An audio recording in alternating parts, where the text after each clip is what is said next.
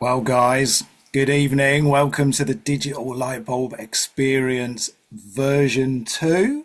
Thank you to everyone who's come back from the first episode we had with Rick Macy, who certainly gave us a motivational lesson, got the energy pumped, and I hope everyone learned something from that. Tonight we have got Mr. Julian Treasure, and I've got a hell of an audience tonight. We've got 24 people on the line already. And when you introduce yourselves, you won't believe who you're around from far and wide, from San Diego, Mexico, Vietnam, Dubai, California, Northern Ireland as I look across, New York City, Florida, people just getting back off their holiday in Italy. And there's a young lady in the crowd who is back from Portugal who turned 30 just this week, called Liv. Big round of applause if you're out there. She's waving. And I am stalling for time because the unthinkable could happen. Julian Treasure is not here yet.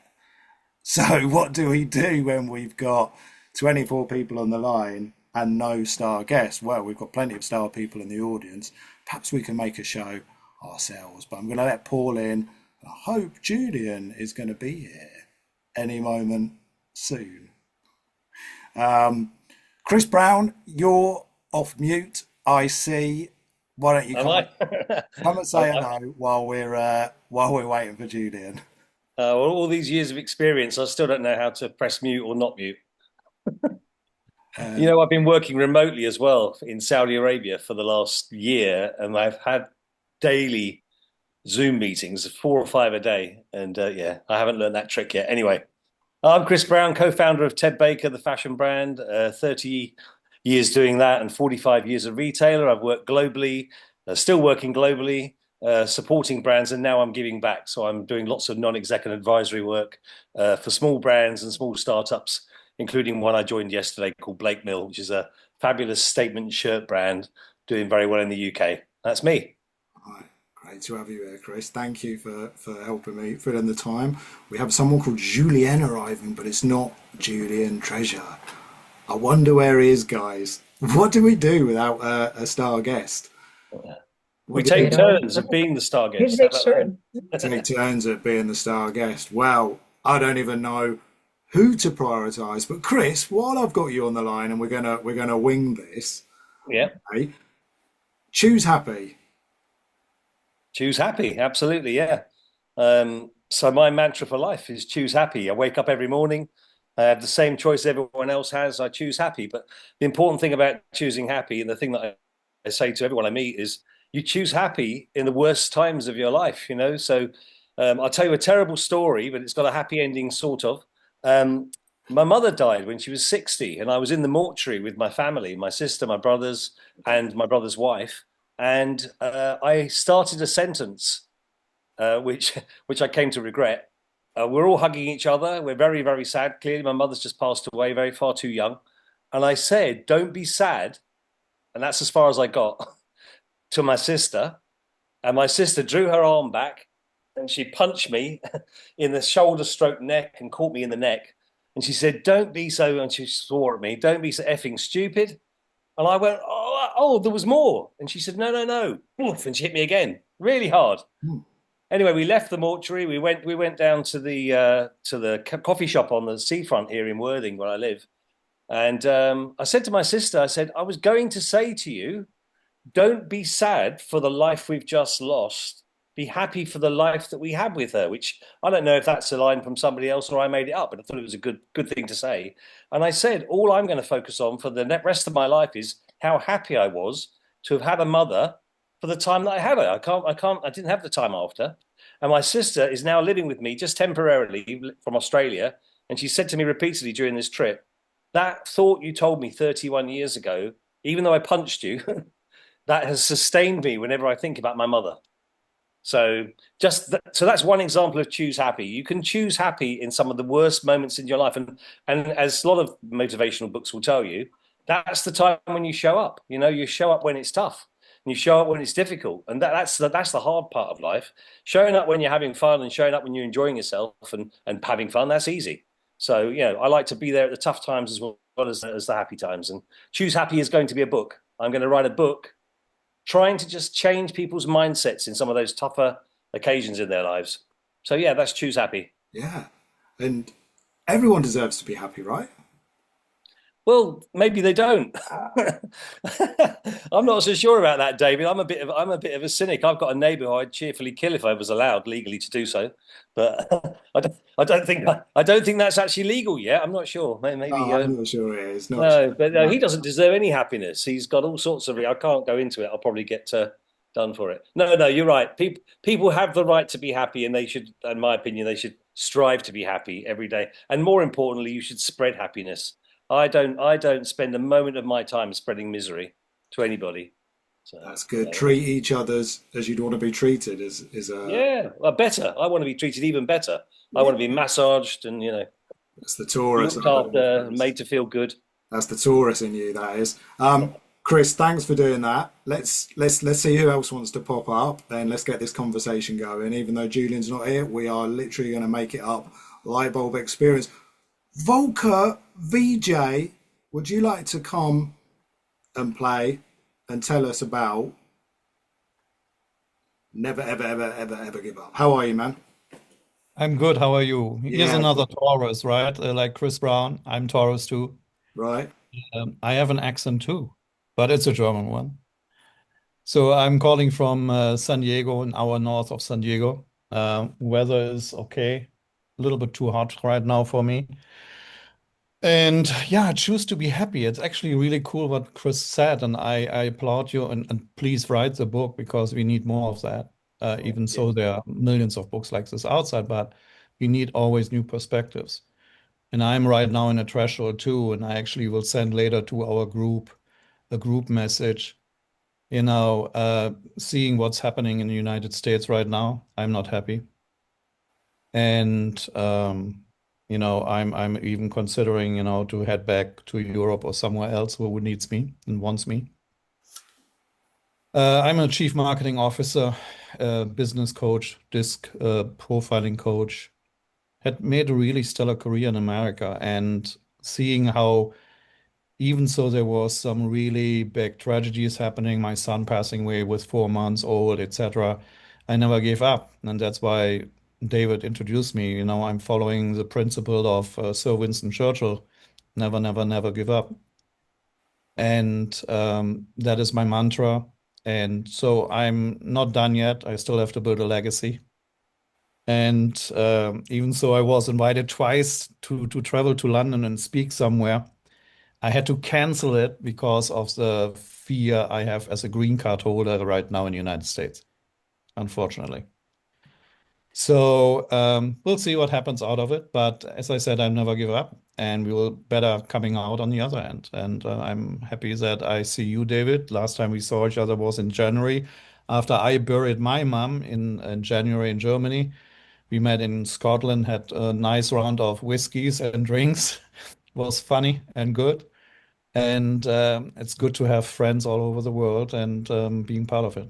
Yeah, the human connection. We can do as many emails, WhatsApp, Zooms, And but connection, yeah. those hours you spend, 3, 4 hours, whether it's in a pub or at an event or wherever it is, it does make the difference, doesn't it, for whenever in the future.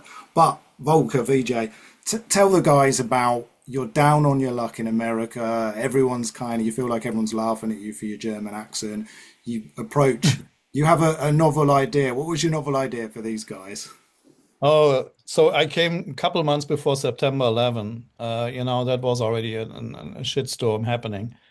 And so I just came as an all green card holder, still green card holder, but and had no job and no education. And in America, everybody is off university. What's your degree and all this stuff?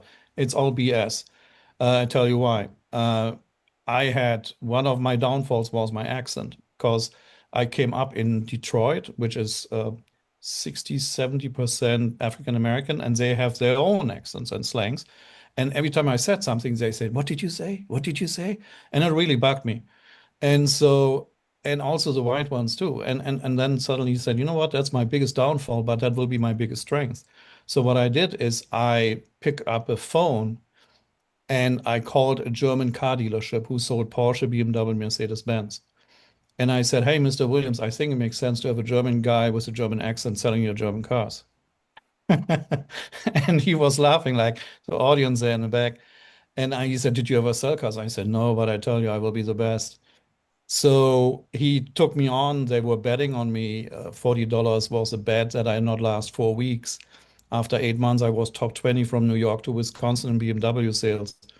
So I never sold cars, but I'm a salesperson, I'm a marketer. And that's how my career took off. So I took my weaknesses like an accent, no college degree, and was really dreaming big. I said, I want to be on the cover of a magazine. I want to speak in front of people, get paid, and I write a book. And everybody said, you're really totally cuckoo. Nobody will believe you. Nobody will do anything with you. Well, in 2009, I was featured as top 10 e-commerce and marketing directors in the United States without a degree. In 2009, I was also headhunted by a SaaS company who wanted me as a digital marketing ambassador. I traveled the nation and spoke the gospel of digital marketing and reputation management. So I got paid for that. And in 2014, I wrote my book, Digital Dealership, first marketing book in the automotive industry. Super. Everything's possible. Absolutely. Arnold Schwarzenegger, is he an influence for you? He is. I had actually a chance to meet him, but then he got sick, unfortunately, because he lives in California. And he is still an influence, even though he's getting old, but I'm getting old too. So, last story is really he is an influence because sometimes I'm really tired, and then I remember his words when he said, "Well, when you're tired or when you don't have time, sleep faster." Right? And it's like little things, which anecdotes, but he has typical Austrian German. And people always say, are you Austrian? I say, no. Sometimes they call me, are you Russian? I say, hey, don't insult me. So I'm German, and that stays like it is. Yeah. Good man, Volker. Thanks for coming on and good to see you. Good to see you. And I send later my group message out. Lovely. Yeah. Guys, share your links in the comments as well. Now, we were going to be talking about sound and how sound affects us. And some of you know my wife's had some major surgery recently. And she was never the kind of person who got out of bed at 6:30, 7 o'clock, more kind of snoozed and looked at her phone as well and came on down. And just recently, she's been getting up early with the light, sitting in the garden and just sitting in the chair. And her neighbour's been doing it as well. Funnily enough, the two of them side by side is quite profound sometimes. But I was out there just listening to the trees and the rustle and how sound can really take us away. Does anyone want to jump? Would anyone have jumped up about sound at this point that wants to come forward and talk about how sound affects, whether it's a guy at the airport sodcasting or some kids on a bus or nature, how that really... I have something actually. This is Lori Hamilton. You can't see me because I'm at the gym walking in my sweat. So if you're okay with me. So I figured because I remember things better when I'm moving. So I thought I'm going to just take a walk indoors since it's so hot outside and enjoy David and all the smart people. So I recently saw and posted a study about bird sounds, that when you listen to bird sounds, it calms your nervous system. And the reason for that is evolutionarily, when birds are singing, it means we are safe. When birds are singing, it means that we're safe. We are safe. Have you ever noticed that when a predator is near, all the animals get really quiet? So if the birds are singing, it means everything's good. There's no predators around. Ah. Yeah, I saw the same article actually. That was fascinating actually. I thought you do always feel calm when there's birdsong. So yeah, that was fascinating. Yeah. And the other thing is, if you want to be productive, listen to music that you love. Michael Lewis, who wrote Liar's Poker and The Big Short and The Blind Side. What he does is when he's writing, he puts on a playlist of music that he likes. And we're more productive when we're listening to music that we like. But by putting on a playlist, let's say you're writing a book or you're doing a particular project, having that playlist playing while you're starting your work, then every time you hear that, that's a cue and you'll want to start writing. Yeah. I've got a quick sound story for you. This is just a silly aside to that what you've just said about the bird song. I once had a waterbed wrap in a health spa where they basically covered me in mud. They then covered me in cling film, like a wrap type thing across the bed. And then they put a big duvet on top of the bed, and it was a water bed. So the bed was moving and watery. And then when I was all in that position and ready, I said, "Are you comfortable?" And I said, "Yeah, yeah." And I was looking forward to this all over treatment. They put on Ecuadorian panpipe music. And if anyone can think what that sounds like, it's like a lot of tooting pipes going off. And they left the room. They walked out. There was no button to press to say, you know, help me, whatever. And when they came back to the room, I was in there for 45 minutes. I have never been more irritated in my life. I was trying to get out of the cling film, which I couldn't. I was trying to get the duvet off me. I was sweating, obviously, with the treatment. And when the lady came in, she said, "Oh, my word," she said, "I've never seen anybody more angry having a spa therapeutic calming treatment than you." And I said, "I'm so sorry. If there's one music I hate in my life, it's panpipes." And since that day, which was about 30 years ago, whenever I hear them, I get out of the space, or I turn the radio off, or I just get away from it. There's actually a band that sometimes play on the seafront down here, and they're Ecuadorian. They play panpipes, and I run past it. It's just the most horrific sound. So sound has a huge impact. I want to jump in there because I really resonated with that, Chris. And I think it's because somebody else took away your control of the situation. Yeah, you're right. The sound that really irritates me most in the whole world is when you're on hold and somebody's playing their choice of ridiculous music in the background. And you're thinking, if you would just switch that off, I could do some useful thinking or writing. But it's the combination of their choices of music, which are rarely good, and the fact that I can't control it and switch it off. Yeah, I mean, some of the choices are horrific. I called one recently and it was heavy metal music playing. And I thought, how many of their customers want to hear heavy metal while they're impatiently waiting? Because you're not ever patiently waiting, are you? The worst one I ever had in terms of being misaligned was a mental health hospital that played a theme tune from One Flew Over the Cuckoo's Nest. Brilliant. Absolutely brilliant. So we've got Lynn and Rodney joined us in Northern Ireland, an unbelievable couple. They came on the Success Nuggets. I'd interviewed 40 people. Sorry, Chris. I'd interviewed 40 people. It was the first time I'd sort of done any interviews, and I was getting a bit bored. And I said, "Are there any couples out there who want to join me?" And no one answered. And 3 days later, Lynn said, "Myself and my husband, Rodney Payton, OBE, would like to be on your show," which was a very curious response. And we met, and they've been married. You've been married 50 years or together 50 years? Together 55 and married 48 this year. Okay. That's it. No irritating noises then, huh? and these guys are the epitome of being on a team, but keeping your individuality as well. I think was a clear message. What do you want to throw open to the group, either of you, while we're in this ad lib open mic evening? Right.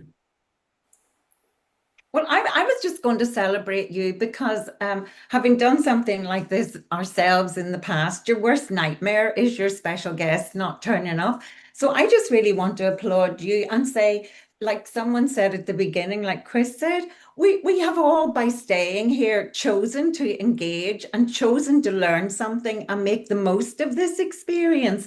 And I'm also a Taurian, by the way. And but the one thing that I said when we were on your One Golden Nugget was that, you know, there's always a way. So you're just demonstrating, and everybody in this group is demonstrating there's always a way to choose to learn something from the event. I'm fascinated by getting to know some super new people, and just to say thank you for keeping going and not suspending it. And to choose, that's a very good point. I mean, we speak from our own backgrounds. So we speak about our experience and what we know. So when we're speaking, we're learning nothing. the opportunity to listen to other people, and especially a group like this, it's beginning to dawn on me how, how high powered this group is. And to be able to listen to other people and their experience and their thoughts. And the questions I would come up with is, so why do you think that way? What makes you feel this, or what makes you feel that? That by listening to others, listening to understand. And I think that's been one of the mantras that if you're the smartest person in the room, you're in the wrong room. I think I said that on the podcast. And to listen to understand what other people are coming up with, that's where you learn. And you must never stop doing that.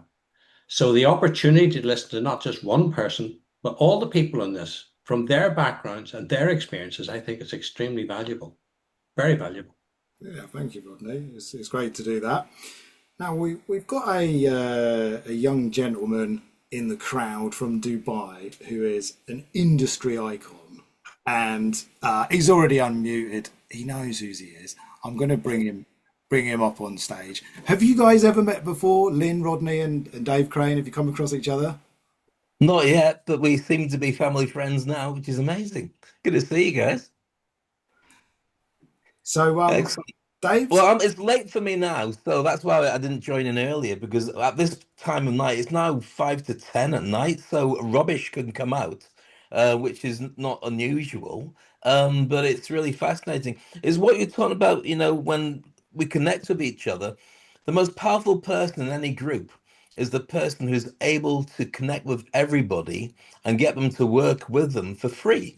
Because you've created such a great relationship with everybody. You've got the Wi-Fi code of every person in that community or in that group. And so you've created a relationship with them. So when you ask something, then people want to make sure that they please you. And that's a real testament to you, David. Everybody who's in this group is connected to you in some way, or shape, or form. And you've impressed them in a way that you know that even if your guest doesn't turn up, there's still going to be a great joy in being in this space. Whether it's listening to Chris sharing some amazing stuff in Saudi and I'm just down the road in Dubai, or listening to Lynn and her husband talking about, the beautiful stuff. Everyone who's been on has shared a gem of some description that makes you feel not only are you glad to be in this community, but I'm not bothered if Julian doesn't turn up. I'm kind of enjoying meeting everybody and chatting here, not in a kind of Tinder, desperate, be my friend kind of way, but in a kind of, this is interesting, let's see who's out there, and never mind, we might be able to connect and do something, even if it's just connection and saying hi in the future. Yeah, you got that. This is it. Hasia actually interviewed me earlier. How excited was I? And I said, look, it's great people have come. It's great if you want to connect with someone on the call or someone gives you a light bulb moment. How you get value could be 5-6 ways, and that is it. And I think, we're trying to take the podcast into a live format where it's immersive, where we can all chat and get on the stage. It is different with a pinned speaker. Dave's going to do a digital lightbulb experience, and we'll move into him for a minute. But the sign he's got behind him says, jump and grow wings on the way down. And Lynn and Rodney are two of the most serious professionals. Like, I don't know how much I can disclose, but they are two of the most heavy hitters for what they do for social change. Rodney's worked in, can I mention that, Rodney, overseas, head of surgery in both Gulf Wars. When we talk about conflict and there's been a bomb go off, it's not, do you treat my own person? There's the terrorist, there's the local, and all things like that. There's some serious decisions, not the sort that we have. But jump and grow wings on the way down. You do things like buy timeshares of people in the street or buy houses on planes and have become property investors. Jump and grow wings on the way down. I mean, we have our professional side. I mean, I'm a trauma surgeon, obviously, and my wife was director of the NSPCC, a children's charity in Ireland for one time. But we switched a lot. We continue to do that. We never lost our day jobs, and we still work very hard with Lynn's working with some very serious stuff at the moment, as social work wise, and helping people to move on. But we got a lot of the skills for doing that from being with Tony Robbins. We were with him for about 10 years, and we learned a lot of NLP. After that, we've been a lot with JT Fox. Many of you know who JT Fox is, FOXX. We've done a lot of investments around the world with him, and we've learned an awful lot about business. We've met people all over. We were just with Rod Stewart. We were with, John McEnroe, lots of people that we met through going to other things outside of what we would consider our normal field. And it's that getting outside and being, in a way, uncomfortable. When I started looking at business and big business, I was uncomfortable because I was almost, what am I doing here? I shouldn't be here. But when you got in and you started to talk to people, you found that they were humans and they have the same problems as you have. And you can open up and talk to them and give points of view without stuffing it down people's throats. And you learn to give before you ask. And by doing that, we have received a lot from a lot of people by adding value to them. And if we meet people, the first thing I want to do is, how can I add value to the person I'm speaking to? I heard one time, if you are speaking to somebody and they don't ask you a question about you within the first 2 minutes, then move on, because you're trying to influence them. But if they can't be bothered coming back and asking you about you or some question about who you are, this is not going to go well. So we learned that, and by doing that and by constantly, trying to be how we can add value to other people, we found we benefited enormously from that, and our wealth has gone up accordingly. Fantastic. Jumping out of your comfort zones and all those codes as well is awesome. So let's move on to Dave. I'm gonna let you drop down, Lynn and Rodney. Thanks for coming on. And Lynn, I think I'll see you tomorrow at some point. Dave, are you still there, mate? I am indeed. Always a pleasure, David. What do you take from that? Introduce yourself to the guys and tell them what you do as well. Okay, so I'm from the UK. I've lived in Dubai for 30 years. My expertise is in entertainment and live events. When we talk about NLP, I'm a stage hypnotist as well as a hypnotherapist, but that's just a side hustle job of what I do. What I do is I mentor people to be seen as the best in their industry. A lot of it's media, but creating books and podcasts and so on. And I think the most important thing is to get the Wi-Fi code of the people that you're talking to, and always leave people better off than they were when you first met them. And that's a mantra for me. Whenever you meet anybody, they've got to feel, whether they're working in a petrol station or putting petrol in your car, or they're a waiter, a waitress, doesn't matter who it is, they should feel that the experience of meeting you leaves them better off. I think it's a very key thing, as Chris was saying. One of the things I found fascinating about the happiness stuff Chris was talking about, I think you and I might have discussed it before, is the fact that I've actually changed my view of happiness to being about contented. Contented is what you should chase rather than happiness. Let me explain why. And I'd love to be wrong in it, as I am with everything.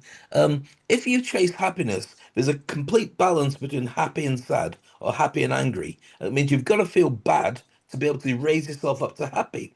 But as a default setting of contented, that's something that everyone can access easily. So, for instance, if you're sat at home and you're watching TV and an advert comes up, and there's all these people on a yacht drinking, partying, champagne, Beyonce's there, and you're going, wow, they're in the Bahamas. I'd love to be there, but I can't be.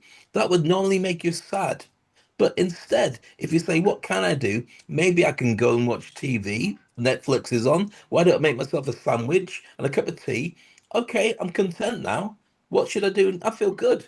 And so it's easy to replace what you're after with something that makes you content. So if you're going through your entire life chasing happy, and I know that Dubai and many countries have happiness index, countries and companies have a happiness index, and they check their staff to see, are you happy? And I think it almost feels kind of like artificial. If you can be content your entire life and reset it so you're never less than content, I think that's a pretty good life. And I'm not saying you shouldn't be happy. I think it's a great thing to have, but it often comes at the price of some balance. Whereas contented is easy to get access to if you've got a sandwich and a cup of tea.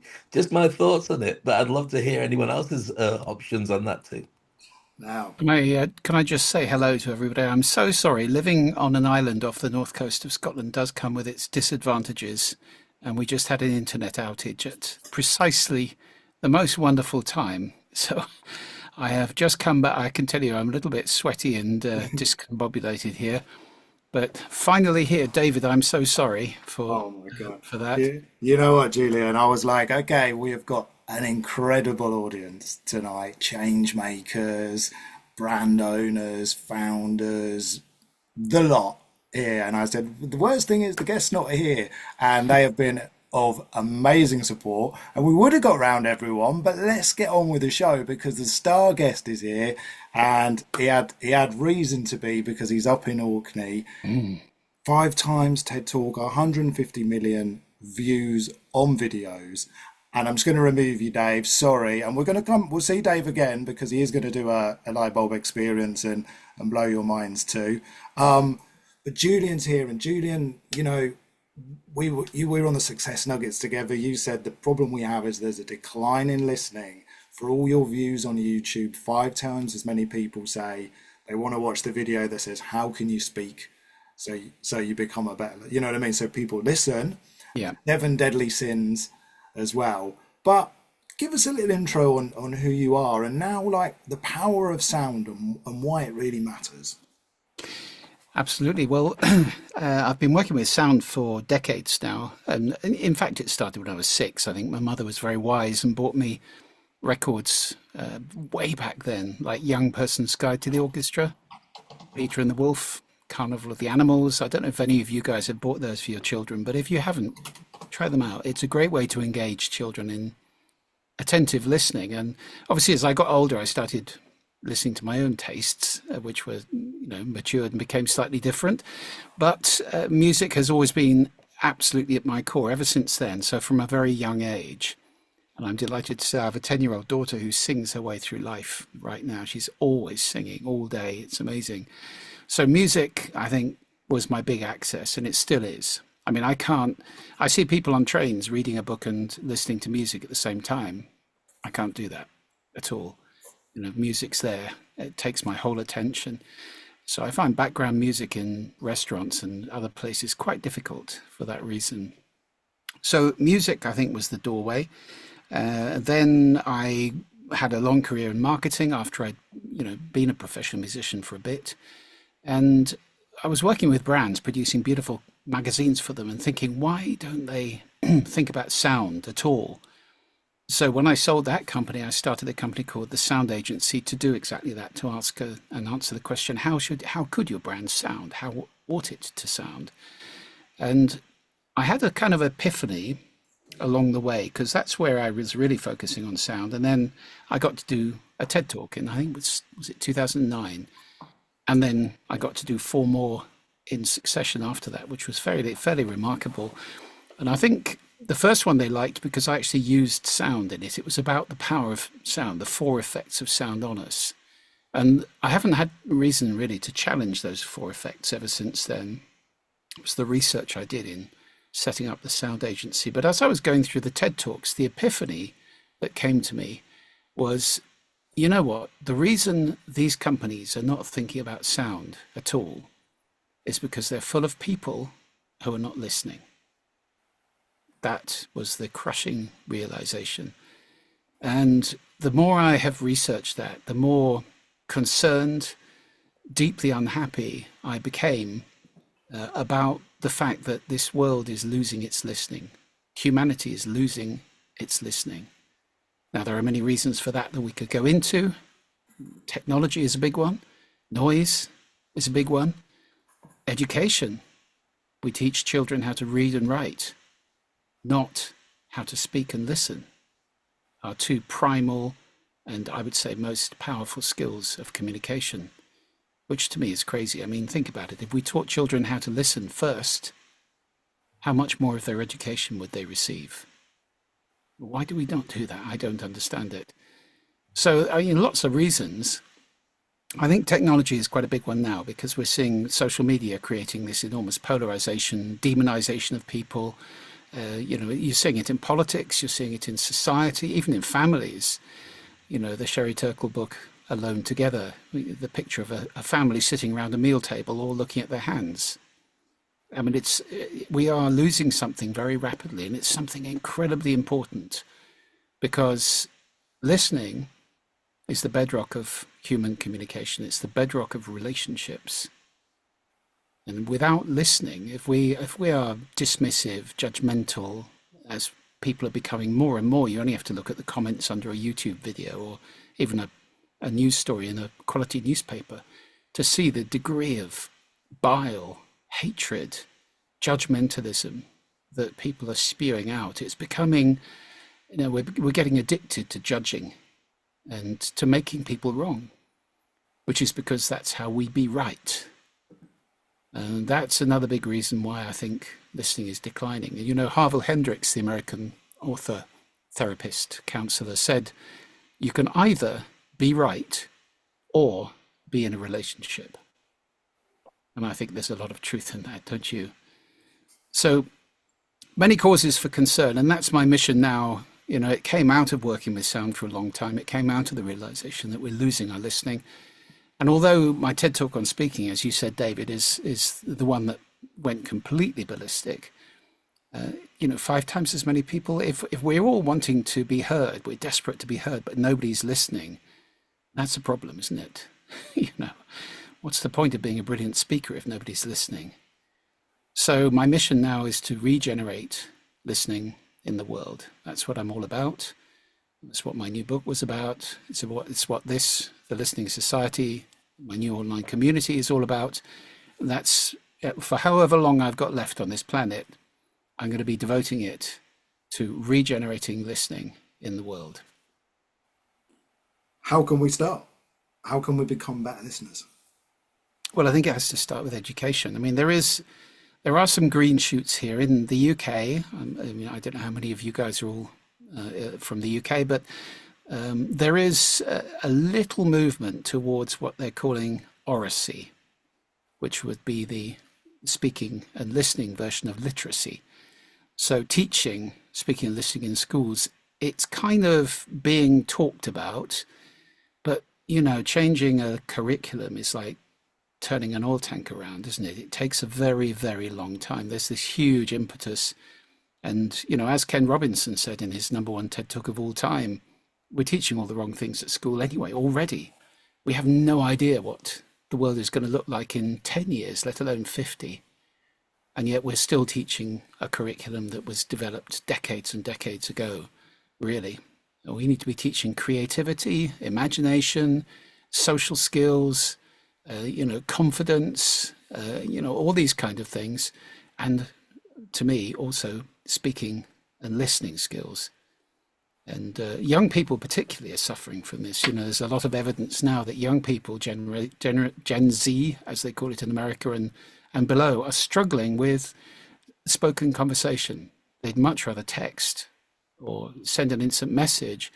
Lots of recruiters are saying they can't really deal with interviews. They can't make themselves, they're not articulate. They're frightened, they're unconfident.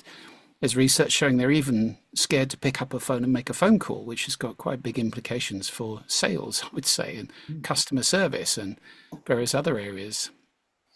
Leaders are terrible listeners. Yeah. I did some research on this a couple of weeks ago, and I discovered a truly frightening number. If you put together the cost of disengagement and miscommunication, which I would say are the two big outcomes of a leader who's not listening very well, I don't think you'll be guessing the number I'm going to come up with as a cost globally. Over $10 trillion a year. $10 trillion a year. It's the cost of leaders not listening well. And according to the research, only 1 in 12 leaders are rated as a very good listener by their teams. That's huge. So the study done by Gallup, I think it was. So, we have problems with listening all over the place, and it's creating problems absolutely everywhere. No, you're right. Let's not bang on about the problems all that, but I do have to. This is kind of like when I was running the sound agency. It was selling something nobody knew they wanted. I'd go into a company, and if you say to a company who's in charge of sound in your business, they look at you as if you're bonkers. What are you talking about? Who's in charge of sound? So it kind of was a pre-sell. I had to show them the 4 impacts of sound on us: physically, emotionally, cognitively, behaviorally. Those are the 4 ways sound affects us all profoundly every day, even though we're not conscious of it. And we had to do that pre-sell. So I think it's the same with politicians, with leaders in industry. I'm starting with industry because the link is very clear there. So my keynote talks, my workshops are aimed very much at leaders now. The listening leader is my theme because, I think if we can start persuading leaders in organizations to listen, then it filters down very, very quickly. And they'll start training programs in listening, which are very, very rare in most businesses. They'll recruit good listeners, but once the person's in the organization, it's forgotten about. Do they assess them? No. Do they pay them better for being good listeners? No. I think starting with leaders, that's my strategy at the moment. I tell you what, if any of you guys have got a better idea, let me have it. Well, let's bring Dave back up, Dave Crane, because he's involved with so many leaders as well, Dave. And you put a few things in the chat. Your views on leadership as well were quite aligned with Julian's, I think. Oh, it's fascinating. I love what he's saying there. And everything you said, Julian, really resonates. Here's us using the words that actually say like they are. I think it's about owning the narrative. And I think that what we've got is a real problem in that the biggest decision makers in the world right now have all got social media platforms, which means that they're able to be louder when they say anything than anybody who disputes it, often louder than an entire country president, because they have fingers in pies across the world. And having worked in many industries, but a lot of work I do is in tech, if you're a really great scientist and a really great coder, it's at the expense of being able to communicate with people. You're more comfortable on a laptop than you are having a face-to-face conversation. So what we have is, in many cases, flawed individuals when it comes to the ability to resonate and have emotional intelligence and empathy, but they're still dictating what happens next. And it's like we're going in a direction. I don't know how we snap out of it. And everything you've said about the conversations that we need to have and the importance of teaching people to speak better and listen better is great, but not if it doesn't go up to the top tier and the decision makers who are driving us in a really uncomfortable direction. That's the way I feel. I know some people find it comfortable. They're wrong, but I'd love to know your take on that. Yeah, I think you're absolutely right, actually, Dave. And of course, the other thing about the leaders, and you look west, you look east, it's the same thing, is they surround themselves now with yes men or yes people. So what you've got is an echo chamber around a leader where nobody dares to counteract or countervail the leader's position. In Russia, if you do that, you get thrown out of a window. In America, if you do that, you get sacked, which is, perhaps a softer landing, but nevertheless, you're out. And so you have this kind of self-perpetuating extreme set of views, which are, often nonsense. Putin's version of history, nonsense. Trump's version of tariffs, absolute rubbish. And yet, they're reinforced by, oh, yes, absolutely, Mr. President. Yes, you're absolutely right. So if any leader needs to listen to challenge, it's really important. In the old courts of England, there was a court jester, a fool, who was the only person who was allowed to take the mickey out of the king. And that wasn't because he was being rude. It was because, as my old friend David Firth says, who wrote a lovely book called The Corporate Fool, he said he's committed to the king better, a better version of the king. That's where the challenge is pushing all the time. But we have leaders who are not surrounded by people who are committed to them better. They're committed to them as they are right now. So we're not seeing any change. We're not seeing any new imaginative ideas coming through. Challenge is vital to leaders. And that's a form of listening, which I think we're losing big time. So you're absolutely right, Dave. I think, the other thing about social media, of course, is the cult of celebrity, where we're creating these very profound relationships that millions and millions of young people particularly think they have with a celebrity. They think they're a friend. Well, they're not. They don't know them at all. And yet they'll dress like them and find out what they like to eat and find out all their tastes and mimic them as if they're their best friend. This kind of shallow but very intense relationship is displacing so many friendships.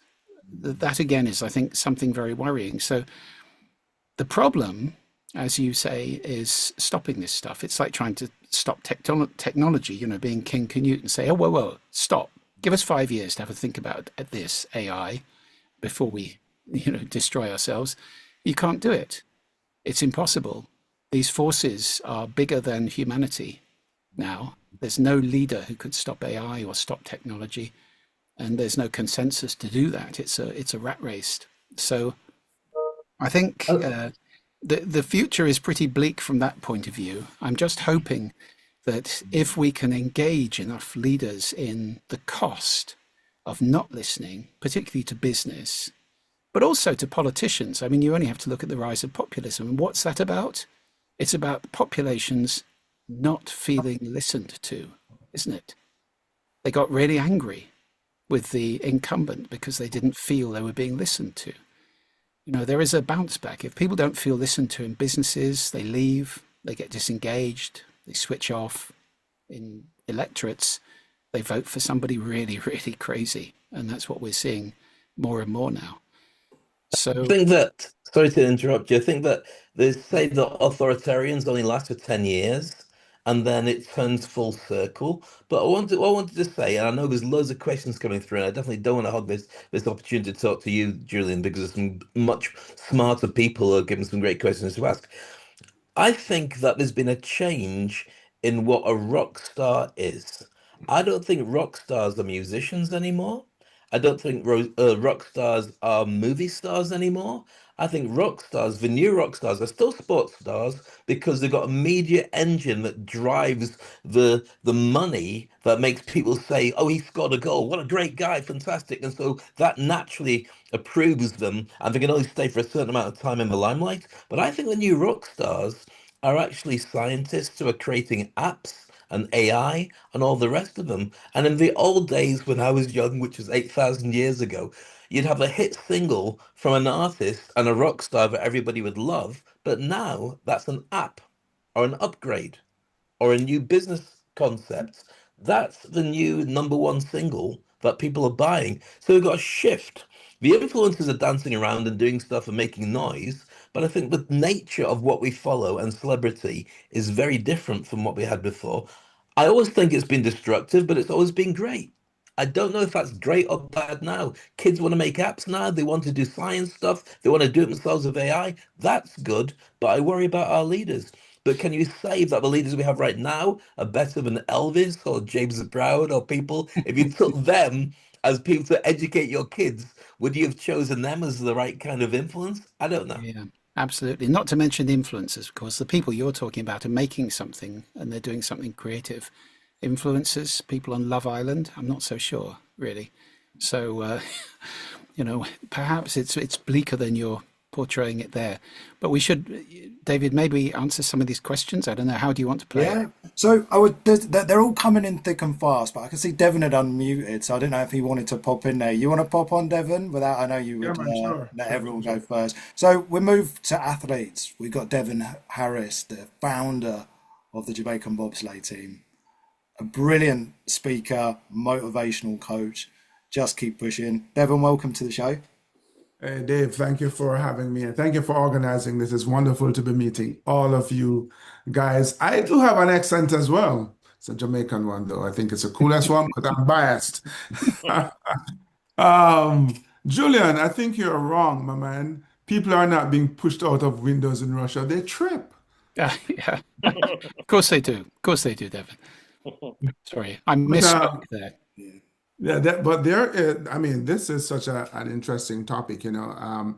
And the thing is that, you know, communication, listening, which is the bedrock of communication, is the reason why we have two ears and one mouth, is such an integral part of the personal dynamic. But we're all correct that we're moving into this digital age now, apps, and, you know, to the point where, as you mentioned, people are doing poorly in job interviews. I've read that here in the U.S., where, you know, the boy would invite the girl to prom, it is now considered rude to go up to her and ask her. You have to text her. you know, which is mind-boggling on its own. Yeah. And on the surface, as we talk about leadership and you mentioned the echo chamber, Julian, and all these sycophants there, really these yes men and yes women, that there doesn't seem much hope. But I feel like outside of that bubble, outside of government, yes, it's people who vote these leaders in, but if we can somehow find a way to communicate better amongst each other as a populace, hopefully we can avoid other avoid electing other authoritarian leadership, because that's kind of how they start, right? We put them in power and then they go, oh, I like this. This is nice, to borrow a line from Cool Runnings, and then they don't leave. So true. How do you see that? Yeah. Yeah, absolutely. I think if we start listening to each other, then it does fill a big hole. The feeling of not being listened to makes people angry, ultimately. And that's what I've seen happen in politics in my country, in America. I'm not sure about Jamaica. I do have Jamaican relatives, actually, so I've been there a couple of times. But I know there have been authoritarians in charge there too over history. So I mean, it happens over and over, doesn't it? And it happens largely because there's anger going on.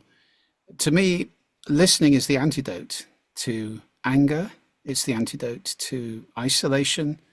It's the antidote to a lot of, the social problems we're seeing now in the terrifying statistics of young people's mental health, where we're seeing, absolutely rocketing depression, anxiety, stress, suicide rates among younger people. And that, to me, is all about this, the doom scrolling taking the place of conversation, of listening, of real connection with somebody who's next to you. You can actually see, touch, smell, that's human connection, not sitting staring at a screen. And that to me is a huge problem which we need to address somehow in the world. Yeah. You spoke earlier about I guess a state of education, and that one of the things and I completely agree with you, that schools should be and teachers should be focused on is teaching people how to listen. How do we, I guess, transform the nature of education that was created for 100 years ago, let's say. And that seems like a tricky thing to me, because as you said that, I'm thinking, well, people still need to learn to read and write and do math. All of those things come into play um, to have to be able to function. Like I listen to Neil deGrasse Tyson, and how many of us say, we learned some math in school that we've never used again for the rest of our lives. And his point was that what those math problems did was taught us to solve problems, get us to be creative. So clearly, there is a role for that kind of education. But where do you think, how do we begin to get the powers that be start thinking about a more 21st century centric education, if you will?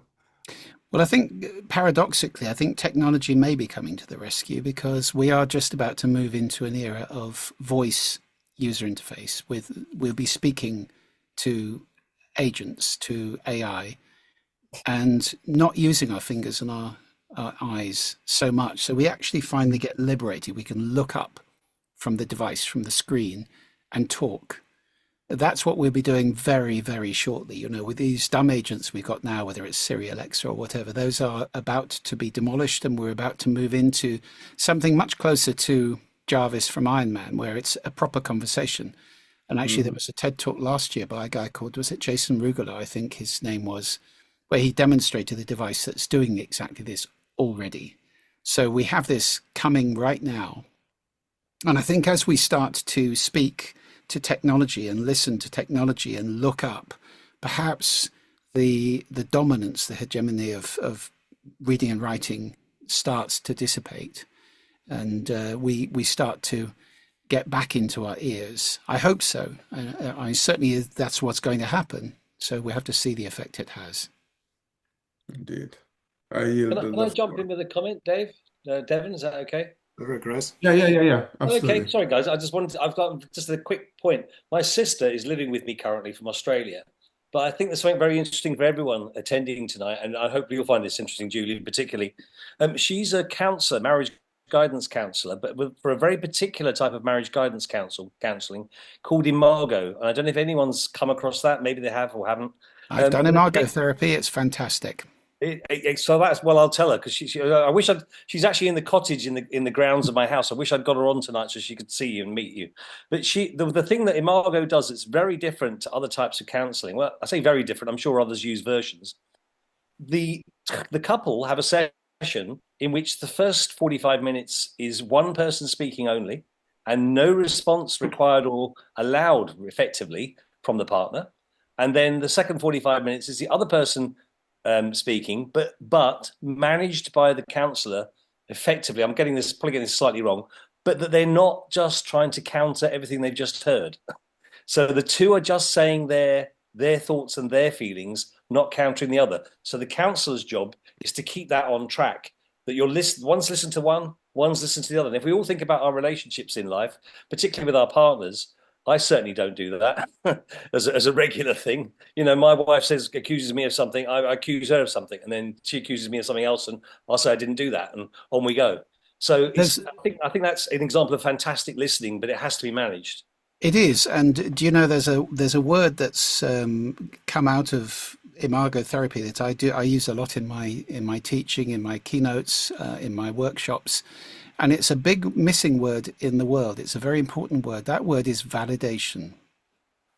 Validation. Yeah. It's a stage of the Imago dialogue.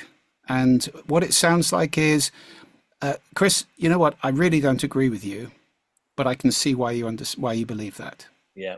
Which is very different from, Chris, that's rubbish. Yeah. Which is where most people go today. Invalidation creates conflict, escalating conflict. Validation is an opening to synthesis, you know, the old Greek model of thesis, antithesis, and synthesis, where we can actually say, well, okay, we disagree. You know, it's a very important thing.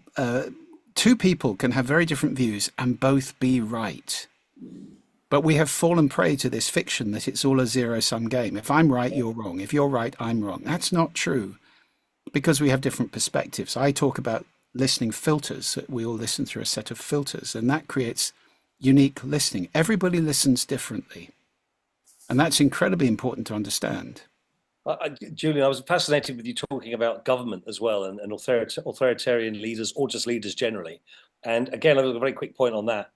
No company would organize itself in such a way that every 5 years you change and flip completely the way you run a company. You just couldn't survive.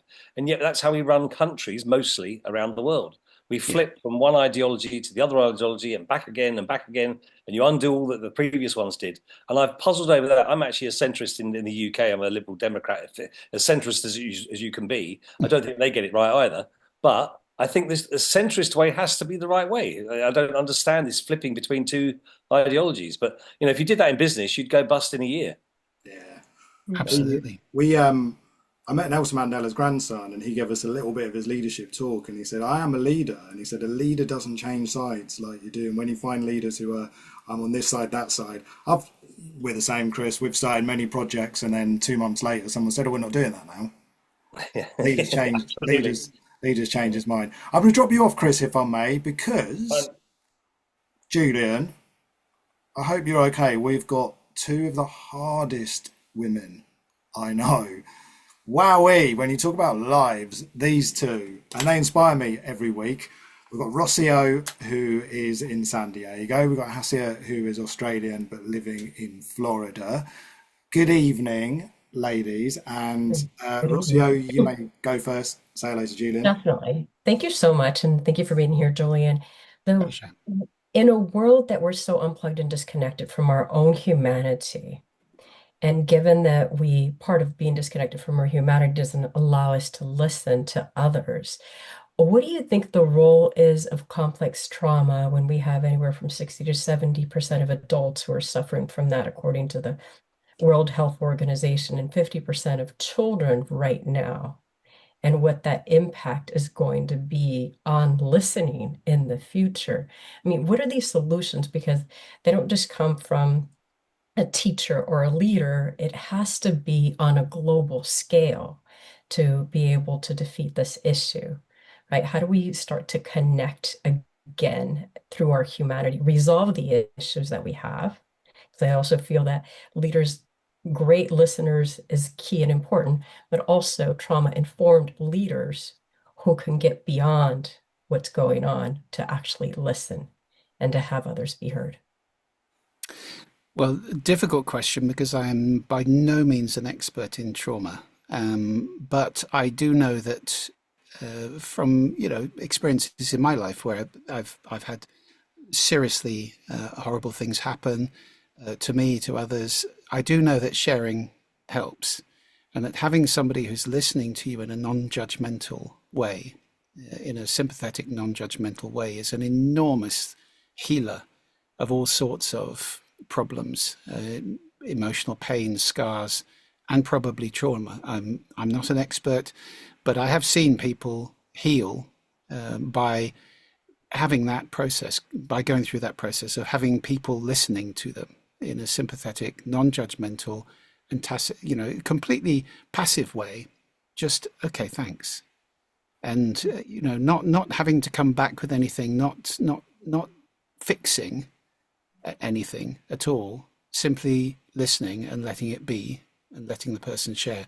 So I think that's a wonderful thing. It's not a very common thing in our world, because many people feel the need to fix or to invalidate. Oh, don't be so silly.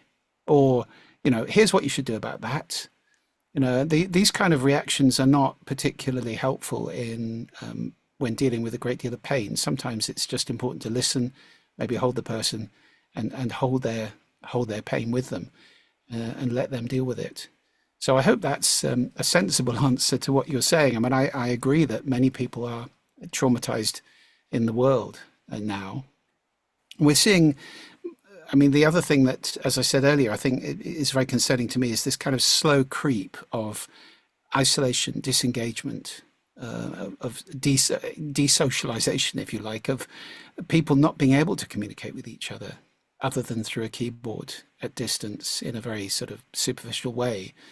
And I think that's a drip which is having devastating effects on our relationships. Once upon a time, we had a few deep relationships. We knew our local community. We knew what was going on with everybody around us in our family, tribe, street, whatever it was.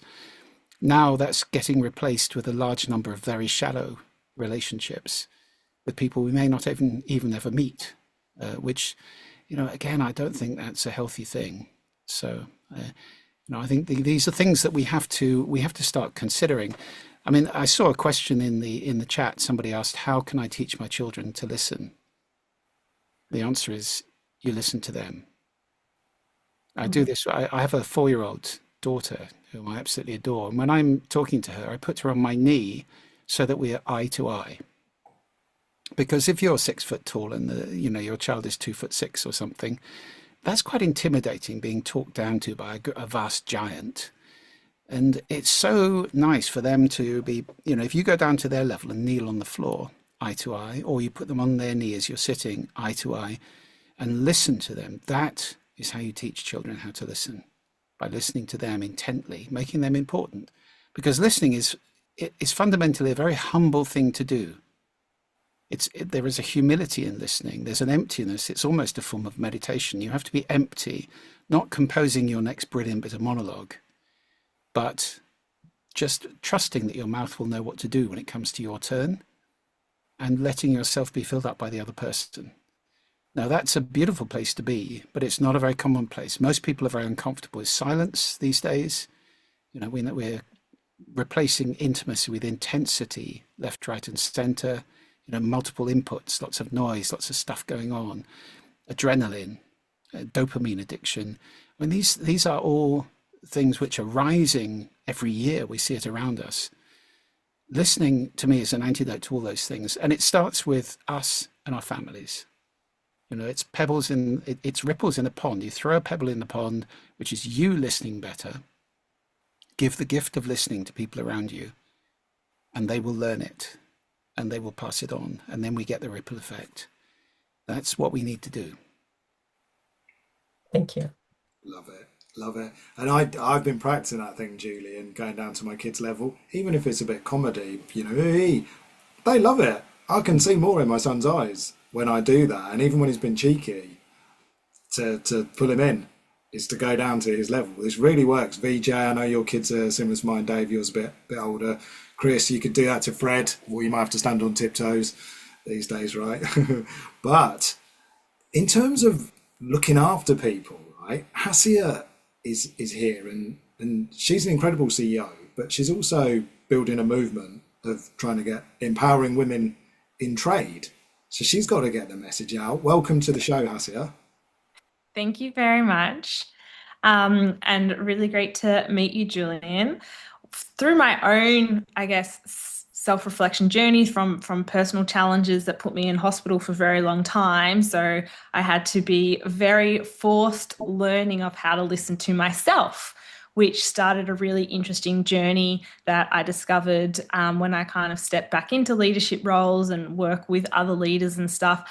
Our extreme lack of ability to listen to ourselves. And I truly believe that that's the lens that we listen through others. So if we're kind of not being able to understand with curiosity, not judgment, what our ego's doing, what our emotions are doing, what our past traumas are doing, and how we're showing up. And that's especially important for women getting into the skilled trades industry. And I know for myself, I do a big check-in with where I'm at and listening to myself before I step onto a construction site or into a meeting with the unions, where I'm most likely going to be the only female and often met with aggression and negative forms of communication, and I'm going to be listening to a very negative tone.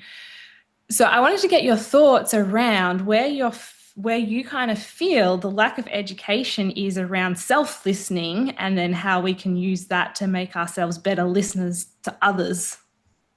Yeah, we haven't talked about the inner voice at all. And I think there's a very important and possibly transformative realization that many people don't have about this. You know, if anybody who's got negative self-talk, that little voice going, don't you dare go on that dance floor, or don't put your hand up, or whatever it might be, it's not you. It may be a part of you that got damaged and is trying to stop you from being hurt again. But if you're not the little voice, that's not who you are. If you're not the little voice, who are you? You're the one who's listening to the voice. Now that is a different place to be entirely, because just like the gesture I mentioned earlier, you can tousle the head of the voice and say, okay, thanks for sharing. I'm going to have that dance anyway. It may be, you know, you have to ask yourself, is it true what the voice is saying? Is it kind what the voice is saying? Is it helpful what the voice is saying? Those three kind of Buddhist questions. Is it true? Is it helpful? Is it kind? And if not, if the answer to any of those is no, then you can go ahead and do it anyway. You don't have to be identified.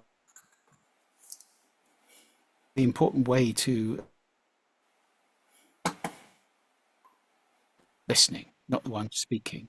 And that puts you in a position of much greater agency and power in that relationship with whatever it is that's speaking to you in your head, which is, you know, a bit of you. Maybe trying to be helpful, but not to be taken completely seriously. And that's part of bringing the past with us that needs to be resolved, right? Because it's still that little child that was impacted at some point in their life. Somebody made fun of me. Now I still think people are still making fun of me, but we're not quite there. Yeah. Right? Yeah. Well, we all have that. Absolutely. You're right. You're right. We all have that inner child. Meeting in 2 minutes. Oh, I'm sorry. I am actually, David, I'm good until 7. If okay, our time, if that's okay with you, because we did start late. I just deferred a meeting. So yes, the inner child. You know, we all have trauma. You know, there's the famous poem. You know, they effed you up, your mum and dad. They didn't mean to, but they did, and it's true of all of us. We all make different mistakes to our parents, but they're still mistakes. So you know, every child has got wounds, and those wounds don't necessarily get healed and resolved. We're none of us perfect. So that inner dialogue is very important, I think, to be gentle and sensitive and listen in that non-judgmental way to the inner voice as well. I'm not saying dismiss it, make it wrong, judge it. it's okay, thanks for sharing, and I'm going to disregard you for now. That's kind of gentle, non-judgmental way of dealing with it. So inner listening, very important. I mean, the other kind of listening I talk about is what I call created listening, which is this idea that based on that we all have a unique listening. Yes, so we all listen through a set of filters: the culture you're born into, the language you learn to speak, the values, attitudes, beliefs that you pick up along the way, intentions, expectations, emotions, assumptions, all sorts of things color our listening all the time. So it changes through the day and day to day for each of us, and it's different from person to person. Now, the vast majority of human beings on this planet make an incorrect assumption, and that assumption is everybody listens like I do. They don't. Because if you make that assumption, you're basically going around talking to yourself, and that's not very effective because it's not you, it's another person with a different listening. So the way I put this across in my teaching is you always speak into a listening. Now, that's a very important thing, and that listening is a created listening. It comes from the listening filters of the person or group. It could be an audience of 10,000. There's a listening there.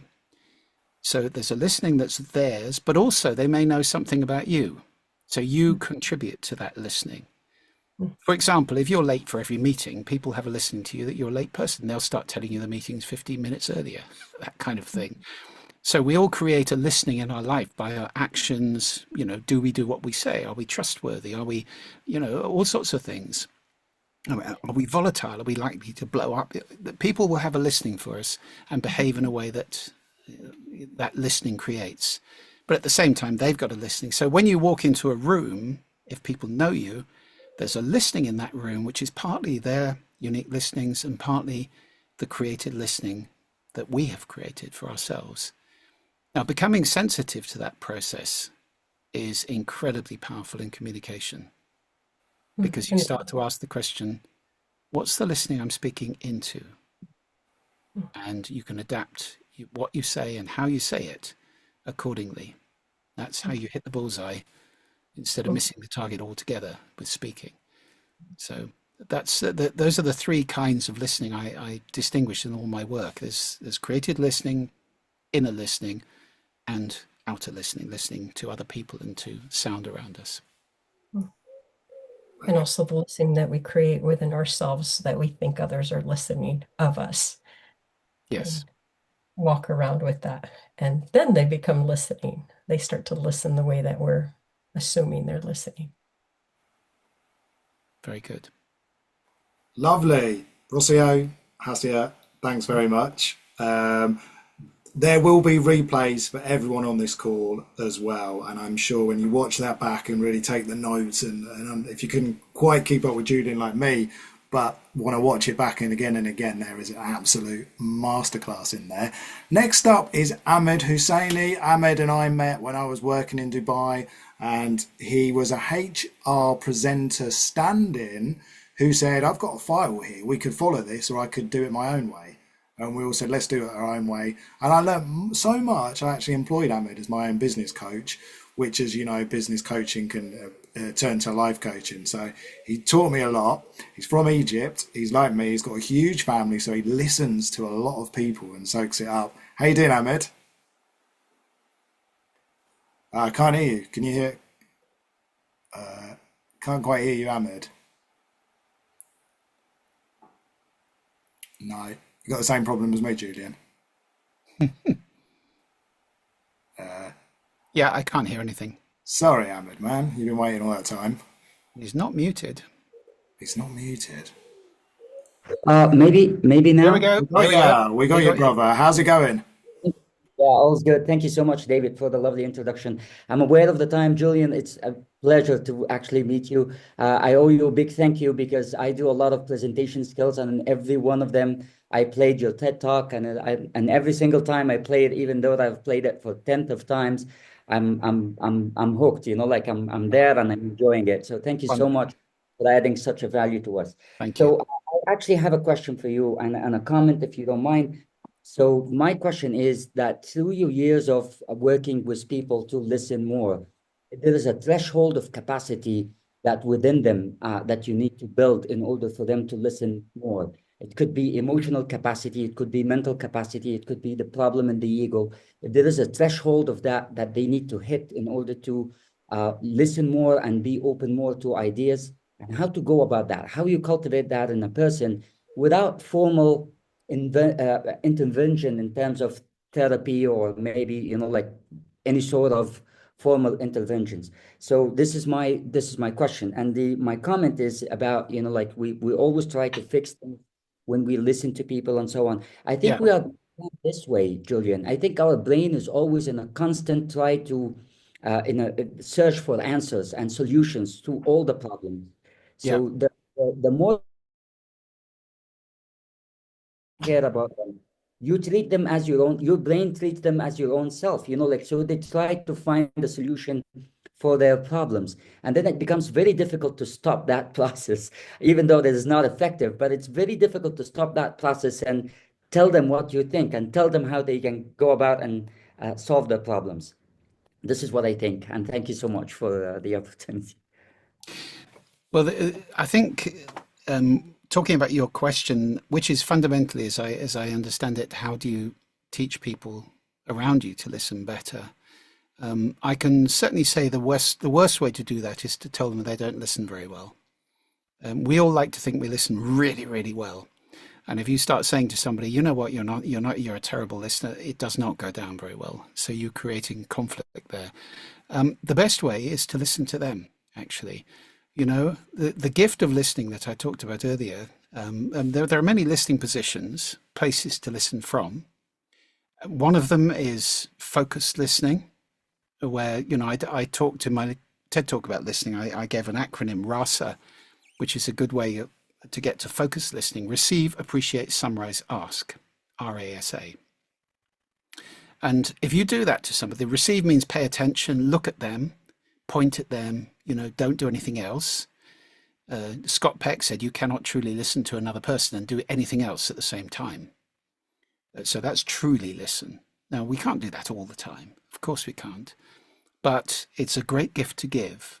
Appreciate is what you're doing to me right now, Ahmad, which is nodding, eyebrow raises, oh, really? Those kind of little things that oil the conversation. S summarizes so, the word so, a very important word. So what I understood your question to be is this: did I get you? That is very important. Closing doors behind you in the long corridor of a conversation. And then the A is ask questions, of course, ask lots of questions. So RASA is a very good thing to deploy in order to get to that point of really listening to somebody. And if you do that to your family, you may well get the response, what are you doing? Because we're not used to being listened to in that kind of intense, paid attention paid to us to that degree way. It's a great gift to give, your true listening to somebody else. And if you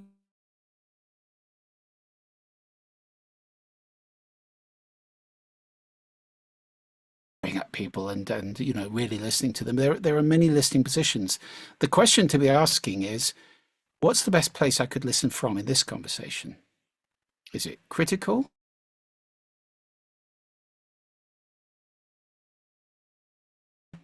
Is it just going with the flow and seeing where it goes?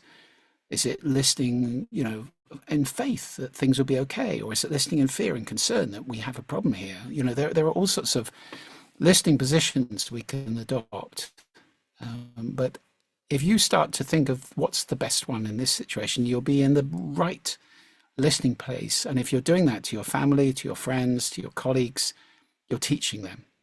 And this, I believe absolutely with every cell of my being. The best way to teach people listening is to listen to them, show them. It's doing by example. It's not do as I say, it's do as I do. Always, always, always. Because telling people to listen is not a great pursuit. So I hope that helps. That is, my fundamental belief. Yes, we can teach children how to listen.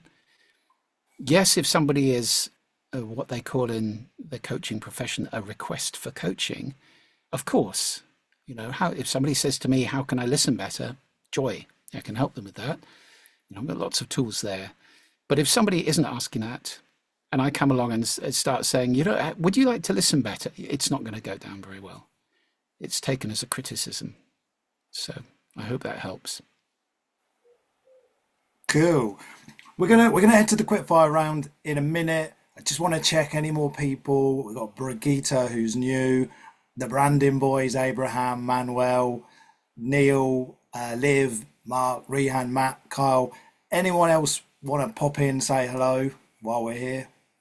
Just to say, David, I am going to have to log off at the top of the hour. No I'm worries. sorry about that. Oh no, I got it. Okay. I think we're there for the audience. Brigitte, hello. Yes, 1 second. Let me get you up. I've lost you now. There she is. Just follow my voice. Yeah, exactly. I would do, but I'm really confused why I can't get you on. I can see you. Thanks, Ahmed. Thank you. Thank you so much. And thank you to Lynn for inviting me. This could have not been more spot on. Julian, it is a absolute pleasure to learn from you. I myself have a TED Talk on listening, and cool. Oh boy, I took a ton of notes. So thank you. Thank you, Dave. Absolute pleasure. Any questions you want to ask Julian?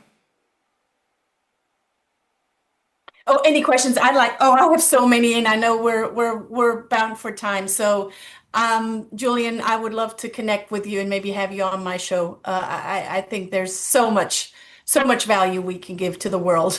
Wonderful. I'd be delighted. And let me just say, David, if anybody's got questions that we don't get to tonight, if you forward them on to me by email, I'm happy to answer them afterwards. Yeah, let's do that. So Lynn, I know you had a question that went answered, and Brigitte, lovely to meet you, and I'd love to catch up with you again. Whoops, wrong one. Add spotlight. Anything else, Lynn? Burning questions while we got you? I coach leaders in child protection, mental health, children's services on an ongoing basis. Julian, I couldn't agree more with the points that you've made today. My question was just if there was one or two ways where you would support those people in terms of starting a journey of change, what would be like the first step? I think the first step is to realize that listening is a skill. It is not a capability. Hearing is a capability. These two things are often conflated. People confuse them and think listening just, everybody listens. We just do it, don't we? No. Hearing is something we all do. At least, everybody who can hear. 1 in 4 of the world's population already has damaged hearing. However, listening is different. It's a skill that you can practice and master. It's work. It's effort. And if you're not conscious that you're doing something, then you're probably not listening. You're hearing. That's so true. It has to be intentional. And one of the tips I'd like to bring up there is that those of us that deal sometimes with the end of life, one of the things that people going to dementia or anything else, if you play them sounds from their youth, you can get more out of them. You can get them more engaged, more moved, because those sounds are deep in their psyche. They have emotional meaning. Words have emotions, and they have an emotional meaning in their head. So it's very powerful with the elderly to use sounds that they're used to coming up with, because that triggers and anchors a lot of stuff within them and helps them to communicate. Absolutely. There's a lot of research now on music therapy and dementia, which is showing exactly that effect. It can be enormously powerful in bringing people back, really in a significant way. So yes, sound goes very deep, very fast. Hearing's our primary warning sense, of course, for 2 reasons. You can hear what's behind you, and you can hear in the dark. Your eyes aren't very good in either of those two situations. So that's why hearing is such a primal sense. And that's why listening is so important, or less so now, as I often reflect when I see people cycling around cities with headphones on. I think maybe we've lost that connection between listening and survival that we once had. Thank you. Mega. But Julian, we're going to let you get off. Julian has his own community, the Listening Society, which is in the top corner of his image there. A free 7-day trial for anyone. This show is not about pushing stuff or whatever, but he has got it, and you've met him.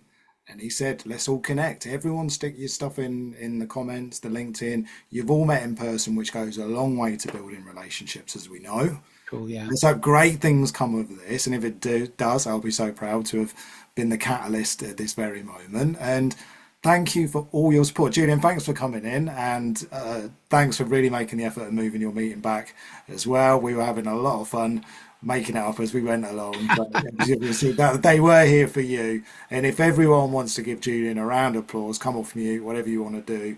It's just been phenomenal. Thank you, guys. Oh, it's been an absolute joy. Thank you very much. And have a wonderful morning, evening, afternoon, wherever you are. Happy listening to all of you. Cheers. Thanks, Julian. Thank you, Julian. Thank you very much. For anyone else who wants to stay on and say goodbye or whatever, everyone can now come on up. And let's get everyone up here and all take your microphones off. And if you got to go, you got to go.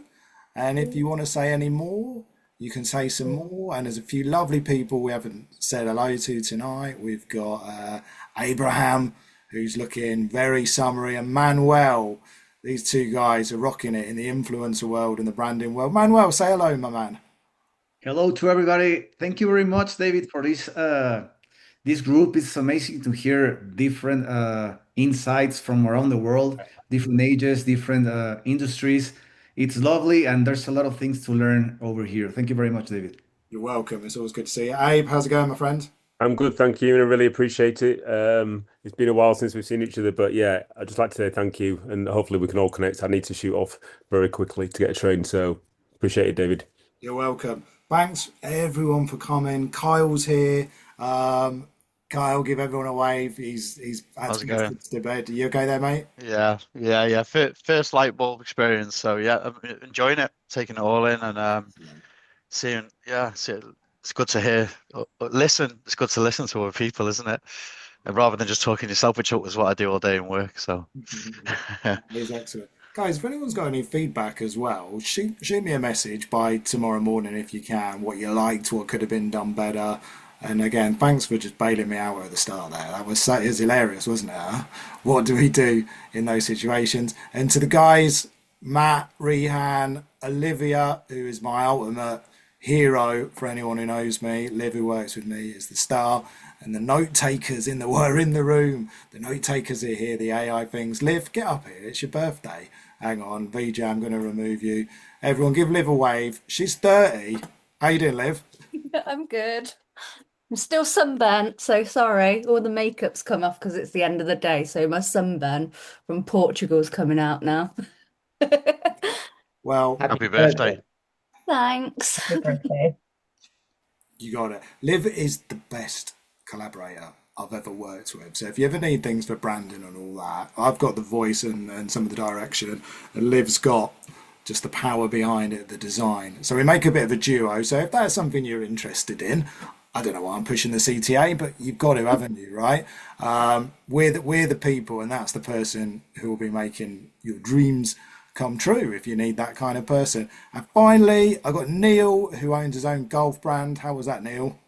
It's great. Yeah, I'd listened to Julian many, many years ago on that TED talk as I was exploring how I could speak better to the world growing up as a young sort of shy kid. So it was brilliant to see him on there, and he answered the question around how to get your kids to listen better. It was very simple but very effective, a very effective answer. So I've actually got to go and put them to bed now.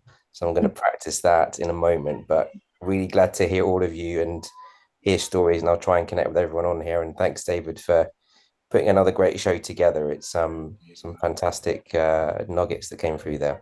Thanks for coming back. I hope to see you for the third one. It may well be Rossio next month in August. We said we wanted a female leader. See you later, Neil. And then Dave Crane is up for September. And I think we can do more. We might get this bi-weekly. Let's see. Give me your feedback. Tell me how the time works for you. We've got a global audience, so it's hard to hit the nail on the head. I forgot to order the fish and chips. So if you saw me on my phone halfway through, Alex was behind the door saying, "Where's our dinner?" So I'm as guilty or as normal as the rest of you all are. But it's been great to see you, Dave. Go on, mate. You know what you should do? You should broadcast this live on LinkedIn at the same time. And let everybody see what's going on, or at the very least, get the recording and play it out as though it was live on LinkedIn. Because the thing about Julian, he's got this massive unfair advantage that when he starts speaking, you want to send him money. He's just really good at it. You want to say, right, take my money and my firstborn kid will be renamed after you. He's brilliant at it. It was a real joy.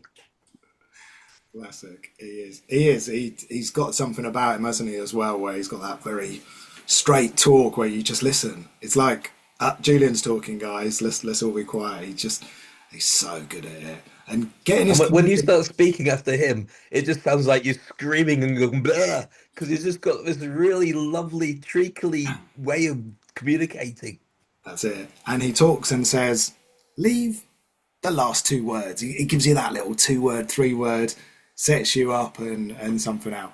That was a real joy to have him. Dave, I can't wait till you're up. Brigitte, great to meet you. Kyle, Ahmed, great to see you here. Rossi, good to see you, Brigitte. VJ, I know look, he's hiding away there. The German in California, you're not going to forget him in a hurry as well. Go connect, go make friends, and I will see you all again. Goodbye.